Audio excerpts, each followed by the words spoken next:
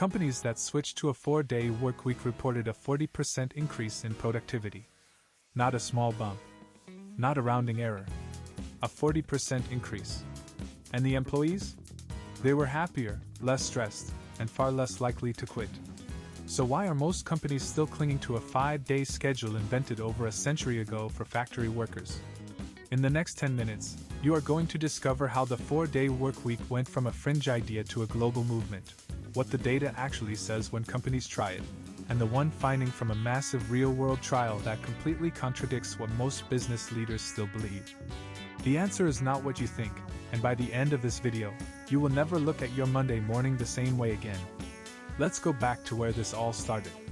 The 5-day, 40-hour work week did not emerge from science or careful study of human performance. It emerged from factories. In the early 20th century, American workers were routinely putting in 60, 70, even 80 hours a week under brutal conditions. Then in 1926, Henry Ford made a bold decision. He cut his workers down to 5 days and 40 hours a week. And output went up. Ford understood something counterintuitive for his era. Exhausted workers make more mistakes and produce less. That insight shaped the modern work week for the next 100 years. But here is what nobody talks about.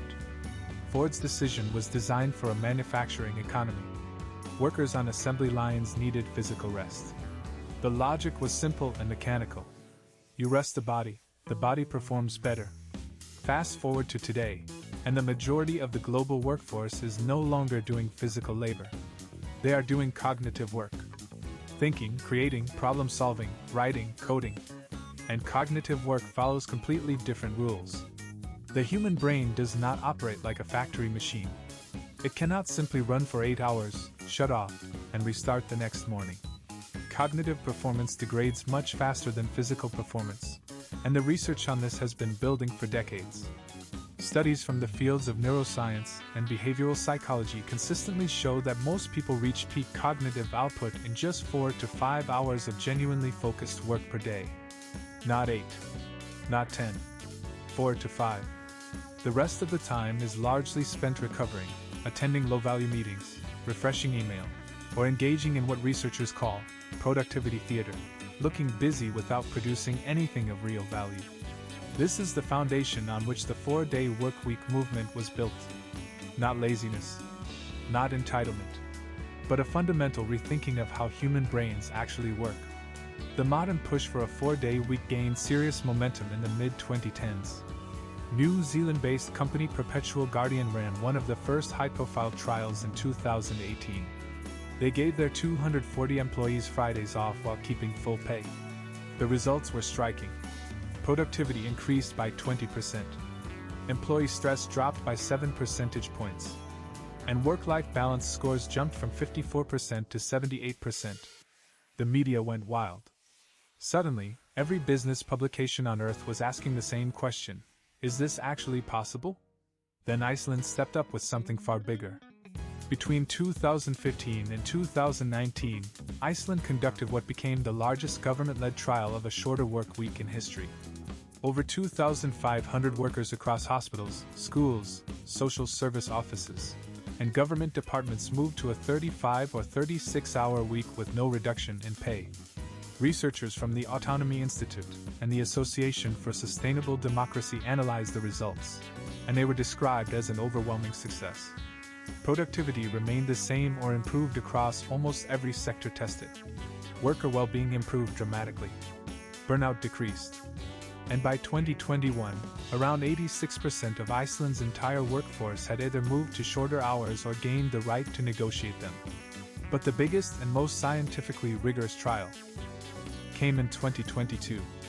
The nonprofit organization 4-Day Week Global partnered with researchers at Cambridge University, Oxford University, and Boston College to run a coordinated pilot across 61 companies and nearly 3,000 employees in the United Kingdom. It ran for 6 months. Real companies, real employees, real revenue on the line. And the results shook the business world. Revenue across participating companies actually increased by an average of 1.4% during the trial. Staff turnover dropped by 57%. Sick days fell by 65%. Burnout levels decreased significantly. And here is the number that stopped everyone cold. 92% of those companies decided to keep the 4-day week permanently after the trial ended. Not because it felt nice. Because it worked better for their business. So why are most large corporations still not doing this? This is where it gets interesting. The resistance is not really about productivity data. The data is increasingly hard to argue with. The resistance is about something much more deeply rooted, the belief that time equals commitment. Many managers and executives still operate on an almost primal level where they equate hours in the office with dedication and value. If they cannot see you working, you must not be working. This is sometimes called presenteeism, and it is one of the most costly and irrational forces in the modern workplace. There is also the coordination problem. For some industries, particularly those requiring real-time customer service, healthcare, emergency response, or global collaboration across time zones, a blanket 4-day model is harder to implement. The solution most companies in the UK trial used was what they call the 100-80-100 model. 100% pay, 80% of the time, in exchange for 100% of the output.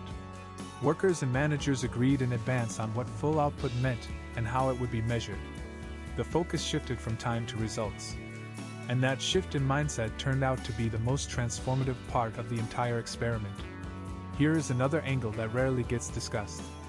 The 4-day work week does not just benefit employees. It is increasingly a weapon in the war for talent.